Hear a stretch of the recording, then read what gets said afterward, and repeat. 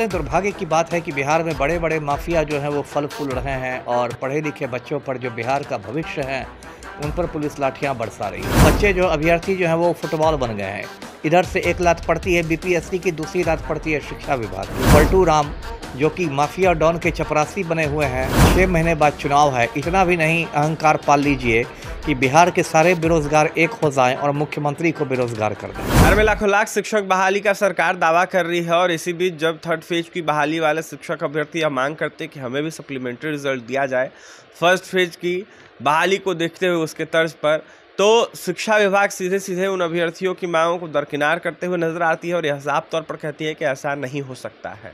कहीं ना कहीं हवाला ये भी दिया जाता है कि पटना हाईकोर्ट का आदेश है कोई ऐसा जिसके वजह से एक ही बार कहीं ना कहीं सप्लीमेंट्री रिजल्ट देने का प्रावधान है। बड़ा सवाल है आखिरकार अभ्यर्थियों की मांग जायज़ होने के बावजूद शिक्षा विभाग हो या फिर आयोग हो क्यों ऐसा अभ्यर्थियों के साथ कर रही है। इस वक्त हमारे साथ बात करने के लिए बिहार के पूरा आईपीएस अमिताभ कुमार दास से जुड़ेंगे। बात करें अमिताभ दास जी, अभ्यर्थी मांग लगातार कर रहे हैं, टीआरई 3 वाले अभ्यर्थी सप्लीमेंट्री रिजल्ट की।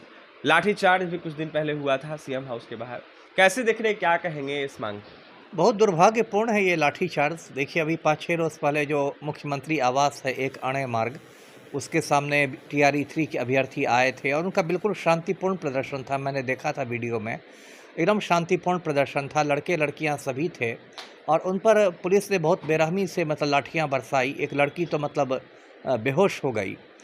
तो ये कितने दुर्भाग्य की बात है कि बिहार में बड़े बड़े माफिया जो हैं वो फल फूल रहे हैं और पढ़े लिखे बच्चों पर जो बिहार का भविष्य है उन पर पुलिस लाठियां बरसा रही है। अब जो टीआरई 3 है, दर्शक जानते होंगे, जो बिहार में शिक्षक भर्ती की प्रक्रिया चल रही है उसके तीसरे चरण को टीआरई 3 कहते हैं। पहली बात तो टीआरई 3 का जतरा ही शुरू से खराब है। जब ये पहली बार परीक्षा हुई थी तो याद होगा दर्शकों को कि झारखंड में हज़ारीबाग में कोहिनूर बैंक्वेट हॉल है, उसमें 250 लड़के लड़कियों की गिरफ्तारी हुई थी क्योंकि पेपर लीक हो चुका था और सॉल्वर गैंग उनको सवालों के हल बता रहा था। बाद में बहुत हंगामा हुआ तो फिर ये परीक्षा रद्द हुई। उसके बाद भी बहुत सारी मांगें उठती रही। एक मांग उठी वो भी बिल्कुल जायज़ थी कि 1 कैंडिडेट 1 रिज़ल्ट, मतलब एक अभ्यर्थी का एक ही परीक्षा फल आए। अभी क्या होता है कि एक अभ्यर्थी 3-3 जगह सफल हो जाते हैं, लेकिन जब उनका भौतिक योगदान होता है तो वो किसी एक ही जगह ज्वाइन करते हैं, तो बची तो 2 सीटें बेकार हो जाती है। लेकिन इस पर भी नहीं बीपीएससी ने मांग मानी। उसके बाद एक और मांग थी कि उम्र में 2-3 साल छूट देने की, क्योंकि कोरोना महामारी को देखे कई राज्यों ने उम्र में 2-3 साल छूट दी है क्योंकि कोरोना के समय सब उथल पुथल मच गई थी। ये भी बीपीएससी ने नहीं मांगी। उसके बाद और भी बहुत सारी मांगे हुई। मांगा गया कि जो कॉपी आप बेल्ट्रॉन को भेज रहे हैं जांच के लिए वो बिहार के बाहर भेजे, वो भी नहीं मानी गई बात। अब जो है वो अब कहा जा रहा है कि सप्लीमेंट्री रिजल्ट दिया जाए, पूरक परीक्षा फल, जिसमें मैं कोई गलत नहीं दिखता। और इसको लेके एक तो देखिए इसमें शिक्षक भर्ती में शुरू से देखिए 2 एजेंसियां शामिल हैं, एक बीपीएससी एक शिक्षा विभाग, और दोनों एजेंसियों में जिसको बोलचाल की भाषा में कहे तो फेंका फेंकी होती है। कोई तालमेल नहीं है, कोई समन्वय नहीं है। बीपीएससी के पास जाइएगा तो बोलेगा कि हम शिक्षा विभाग के निर्देश का इंतज़ार कर रहे हैं, शिक्षा विभाग बोलेगा कि हम बीपीएससी के प्रस्ताव का इंतज़ार कर रहे हैं, और इस बीच में बच्चे जो अभ्यर्थी जो हैं वो फुटबॉल बन गए हैं। इधर से एक लात पड़ती है बीपीएससी की, दूसरी लात पड़ती है शिक्षा विभाग की। और मुख्यमंत्री के बारे में मैं क्या कहूँ, जितना कहूँ उतना ही कम है।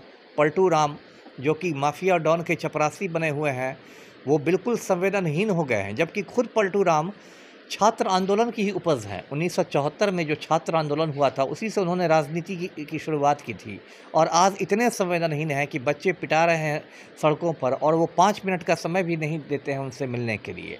लेकिन फिर मैं यही मुख्यमंत्री को कहता हूं कि भाई 6 महीने बाद चुनाव है, इतना भी नहीं अहंकार पाल लीजिए कि बिहार के सारे बेरोजगार एक हो जाएं और मुख्यमंत्री को बेरोजगार कर दें। अमिताभ दास जी, लगातार जो अभ्यर्थी मांग कर रहे हैं इसको देखते हुए आखिरकार शिक्षा विभाग के अधिकारी उनको क्यों भ्रम में रख रहे हैं, बड़ा सवाल उठता है। क्योंकि कुछ दिन पहले हमने भी बताया अपने वीडियो के माध्यम से कि हवाला दिया गया कि पटना हाई कोर्ट का कोई जजमेंट है जिसमें कहा गया है एक बार से ज़्यादा नहीं कोई सप्लीमेंट। पहली बात ये, मुझे ऐसे किसी जजमेंट की जानकारी नहीं है और मैं अभी भी मुझे लगता है कि ऐसा कोई जजमेंट होगा नहीं, क्योंकि पूरक परीक्षा फल तो पूरी दुनिया में उसका होता है, ये कोई गलत चीज़ नहीं है।